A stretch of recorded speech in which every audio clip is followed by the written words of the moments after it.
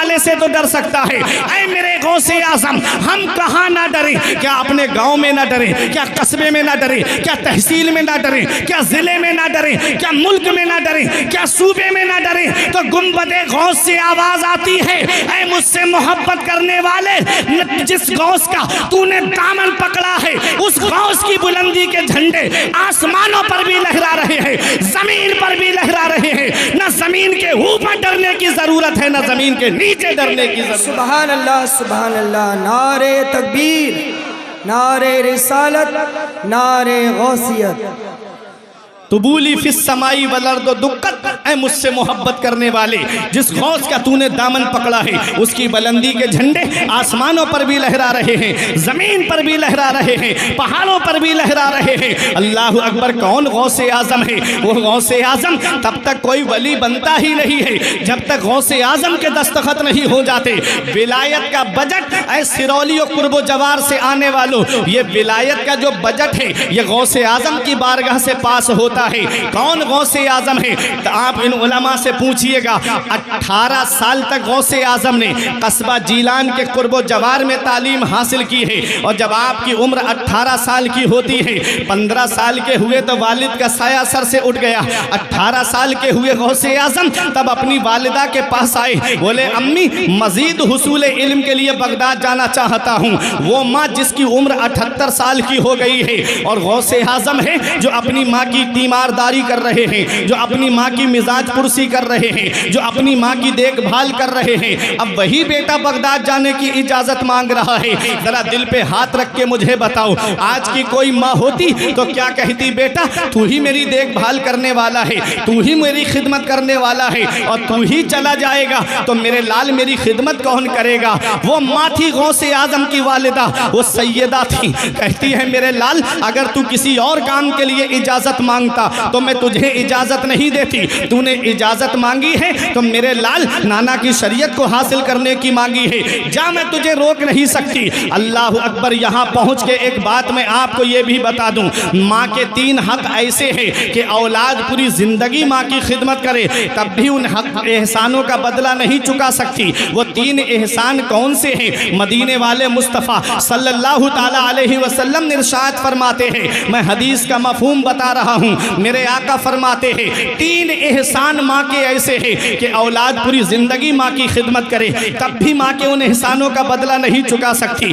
पहला एहसान माँ का ये है कि माँ औलाद को 9 महीने अपने शिकम में रखती है। कितनी परेशानियाँ उठाती है माँ, कितनी दिक्कतें उठाती है माँ, कितने परेशानियों का सामना करती है माँ, लेकिन आज वो औलाद क्या जाने, जिसे मोबाइल चलाने से फुर्सत नहीं मिलती, जिसे व्हाट्सएप देखने से फुर्सत नहीं मिलती, जिसे इंस्टाग्राम चलाने से फुर्सत नहीं मिलती, जिसे आज फिल्में देखने से फुर्सत नहीं मिलती, वो क्या जाने मेरी माँ ने कितनी रातें रात में उठ करके गुजारी हैं, वो क्या जाने मेरे वालिद ने कितनी परेशानियां उठा करके मेरी परवरिश की है। याद रखना नौजवानों, कभी तुम्हें ये एहसास हो ना कि मेरे वालिद ने मेरे लिए क्या किया है, तो अपने अब्बा के हाथ की लकीरें देख लिया करो।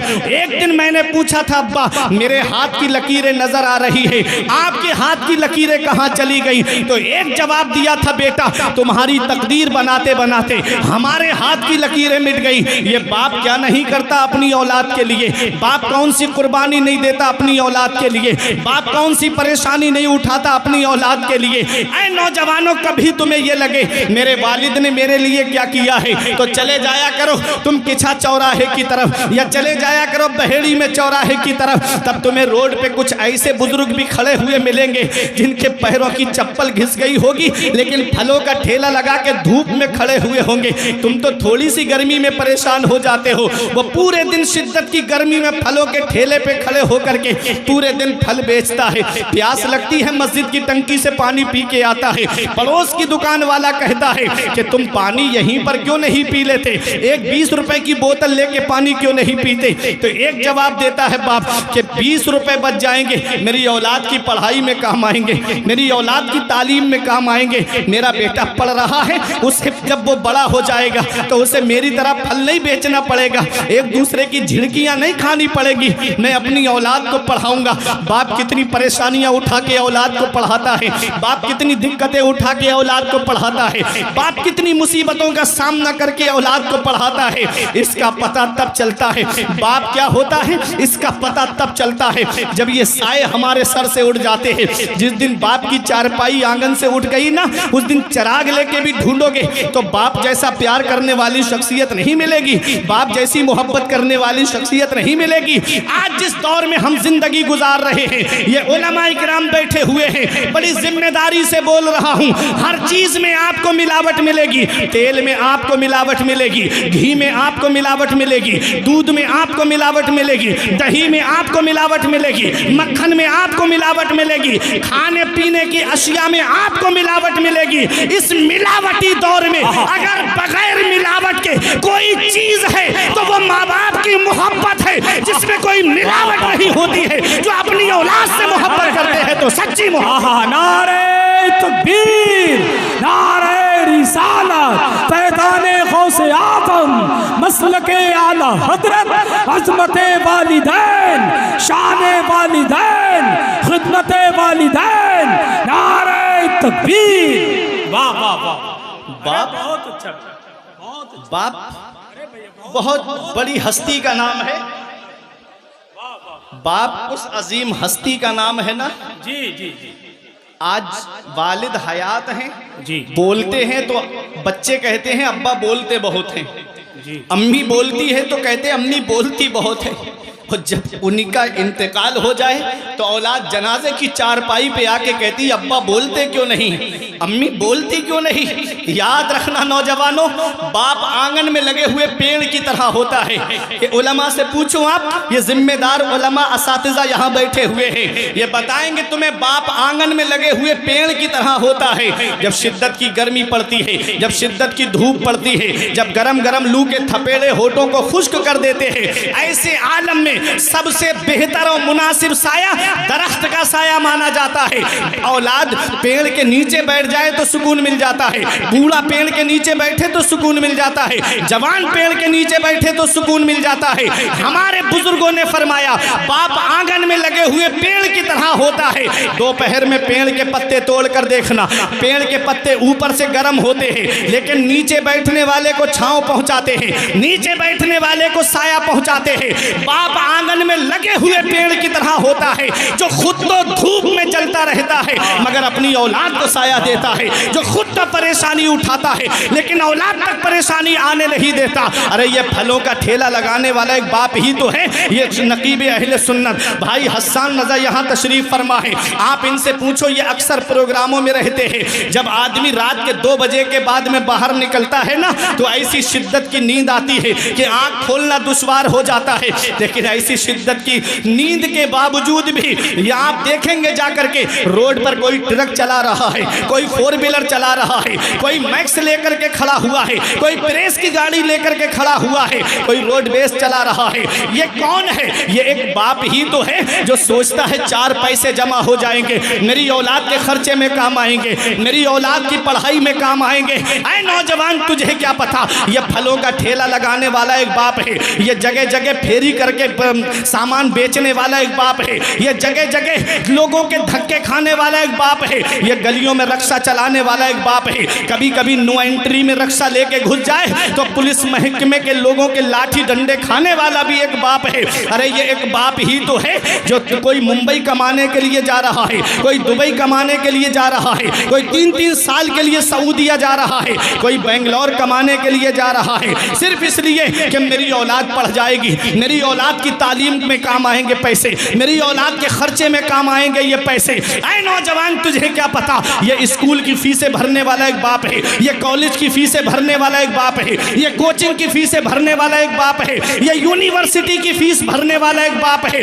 अरे ये मुफ्ती बनाने वाला एक बाप है, ये आलिम बनाने वाला एक बाप है, ये हाफिज बनाने वाला एक बाप है, ये कारी बनाने वाला एक बाप है, ये मौलाना बनाने वाला एक बाप है, अरे इंजीनियर बनाने वाला एक बाप है, डॉक्टर बनाने वाला एक बाप है, प्रोफेसर बनाने वाला एक बाप है, मास्टर बनाने वाला एक बाप है। बाप क्या नहीं करता, अपनी औलाद के लिए। याद रखना नौजवानों, इसका पता तब चलता है जब ये साए हमारे सर से उड़ जाते हैं। अरे बाप क्या है, इस वक्त के बारे में तो सोचा भी ना था। बेटों से ज़ईफ़ी में हुई खत्म रसाई, घर बार तो बांट लिए, शौक से फुरकान, हिस्से में किसी के मगर मां नहीं आई। वक्त ठुकरा देगा एक दिन मेरी सारी ये कुर्बानियां, दामने उम्मीद में फकत नाकामियां रह जाएंगी। शादियों के बाद तो बेटे अलग हो जाएंगे, बाप के हाथों में फकत बैसाखियां रह जाएंगी। बुढ़ापा क्या जवानी क्या, ये बचपन बांट लेते हैं। न होकर दिल में गुंजाइश तो आंगन बांट लेते हैं। नहीं मंजूर हिस्से में किसी बेटे को अपनी माँ, मगर आपस में बूढ़ी माँ के कंगन बांट लेते हैं। सुभान अल्लाह। ये माँ बाप हैं, जिस दिन इनका साया सर से उठ गया उस दिन पता चलेगा कि हम कितनी बड़ी नेमत से महरूम हो गए। बहुत खूब। अगर माँ बाप जिंदा हैं तो उनकी कद्र कर लो, बेशक। अगर माँ बाप हयात हैं तो उनकी खिदमत कर लो। जिस दिन माँ बाप की चारपाई घर से उठ गई उस दिन कोई दुआ देने वाला नसीब नहीं होगा। याद रखना, बाप क्या है इसका पता हमें तब चलता है जब हम खुद बाप बनते हैं। बेशक। जब खुद की औलाद होती है ना तब पता चलता है कि बाप क्या होता है। आज हमारी औलाद को रात में बुखार आ जाए ना, पूरी रात की नींदें उड़ जाती हैं हमारी। पूरी रात बैठ कर के बच्चे के सरहाने गुजार देते हैं। अगर सिरौली के डॉक्टर से फ़ायदा नहीं होता तो किछा लेके जाते हैं, किछा के डॉक्टर से फ़ायदा नहीं होता तो कोई बरेली में लेकर के जाता है, कोई दिल्ली एम्स वगैरह में लेकर के जाता है। क्या कहता है डॉक्टर साहब, ज़मीन बिके तो बिक जाए, मकान बिके तो बिक जाए, प्रॉपर्टी बिके तो बिक जाए, सरमाया चला जाए, लेकिन मेरी औलाद को कुछ नहीं होना चाहिए। अरे नादान, तुझे क्या पता, आज तेरी औलाद बीमार पड़ी, तू परेशान हो गया।